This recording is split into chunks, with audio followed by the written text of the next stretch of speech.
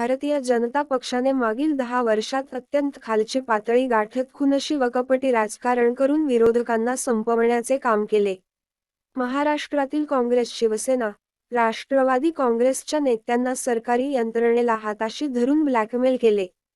भाजपच्या या खुनशी राजकारणावर काँग्रेस पक्षाने सातत्याने आवाज उठवला आणि आज अखेर सत्य समोर आले.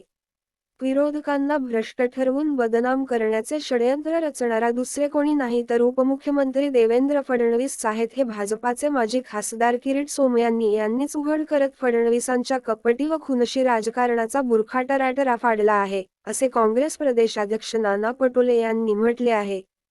या संदर्भात बोलताना काँग्रेस प्रदेशाध्यक्ष नाना पटोले पुढे म्हटले की, भाजपाचे माजी खासदार किरीट सोमय्या हे विरोधी पक्षाच्या नेत्यांवर भ्रष्टाचाराचे आरोप करायचे. ईडी, सीबीआय, इन्कम टॅक्स विभागाच्या मदतीने त्यांच्यावर कारवाई करावण्यास लावायचे. या ब्लॅकमेलिंगला कंटाळून अनेकांनी भाजपात प्रवेश केला.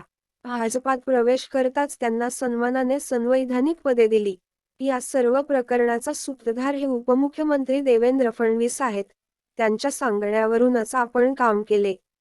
माजी मुख्यमंत्री उद्धव ठाकरे यांच्या विरोधातही कटकारस्थान करण्यास फडणवीस यांनीच आदेश दिले होते हे उघड केल्याने देवेंद्र फडणवीस यांचा खरा चेहरा जनतेसमोर आला आहे. भ्रष्टाचाराच्या नावाखाली महाराष्ट्रात पद्धतशीरपणे एक रॅकेट चालवले गेले व हे रॅकेट चालवणारा खलनायक देवेंद्र फडणवीस आहेत हे आता लपून राहिलेले नाही.